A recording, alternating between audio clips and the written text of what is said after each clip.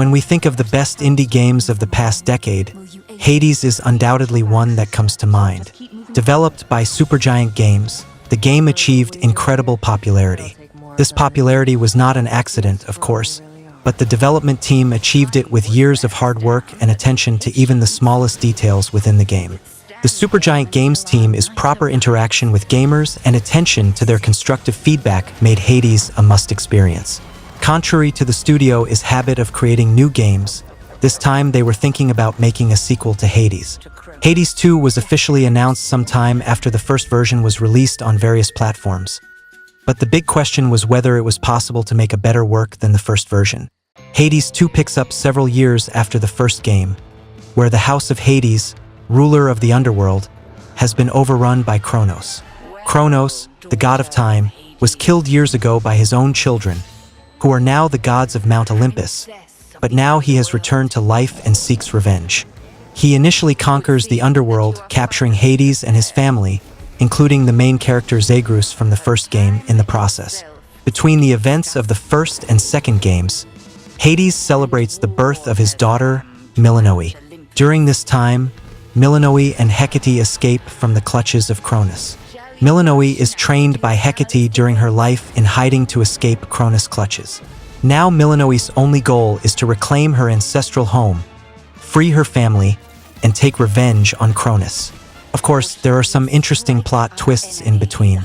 In addition to the underworld, Kronos has also attacked Mount Olympus and intends to take revenge on all the other gods. This attack, by the way, has a very good effect on the gameplay, which we will mention later. The game's story structure is different from the first version. Although it may not seem like much at first glance, the new perspective on the story and its engaging narrative have made Hades 2 very successful in this regard. As in the first version, the narrative of the story is completely tied to the gamer's progress in the game. As the gamer progresses in the game, he can meet new and old characters and access new parts of the story. Given the roguelike structure, this process allows the game to maintain its appeal and freshness for a long time. It can be said that until the gamer can see the final and original ending of the game, there are always story points, dialogues, and parts that they have not seen before. Hades 2 appears to be very strong in the story section, just like the first version, and its narrative style can help it improve even more. The core gameplay of Hades 2 is not very different from the first version, but one thing that makes this game an almost perfect experience, like the first version, is the creation of changes through which the gameplay can maintain its freshness and novelty. At the beginning of the game, Milanoe wants to defeat Kronos and save her family by passing through the underworld and reaching her father's home, but almost at the very beginning of the game, it becomes clear that Kronos has also attacked Mount Olympus.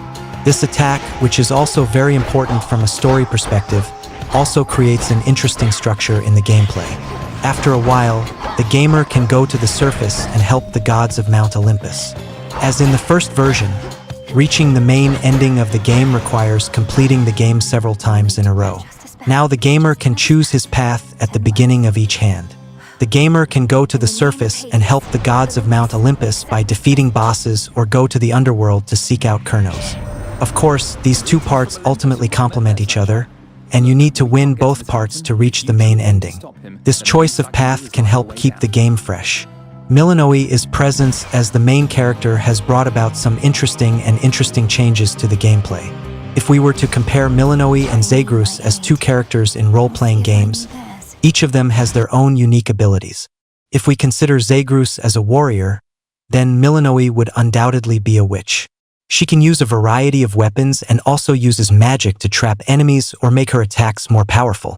Milanoe certainly offers a very different feel to Zagreus in terms of gameplay. The gameplay structure follows the same room-by-room structure as before. Each room offers Milanoe a gift from the gods that will make her more powerful. There are some interesting changes in this section that can ultimately help create very different builds. In each hand of the game, 3 or 4 gods of Mount Olympus randomly grant the gamer powers. If the gamer focuses more on the gifts of just one god, in the final parts of each hand, he will achieve legendary powers that can provide immense power to the gamer. If the gamer focuses on the gifts of 2 gods in each hand, she can use the powers provided by 2 gods in one gift in the final part of the game, which brings interesting combinations. The development team has tried to use the feedback from the first version to change the gifts of the gods in the best way. Now we no longer see gifts that are not used properly.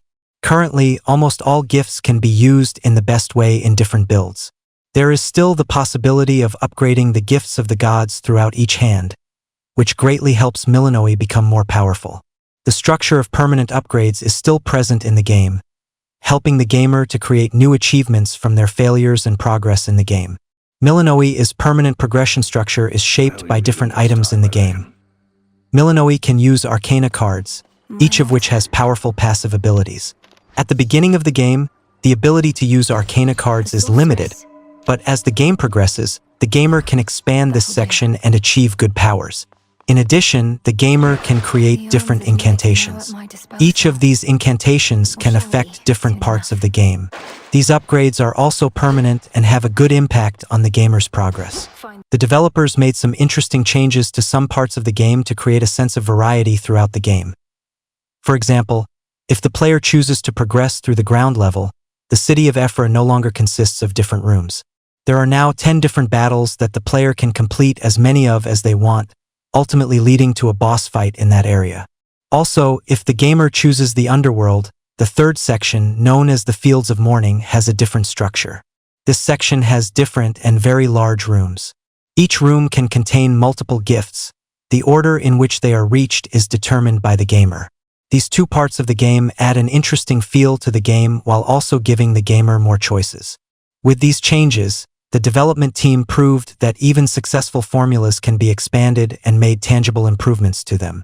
Another good thing about Hades 2 is the improved and unique boss fights.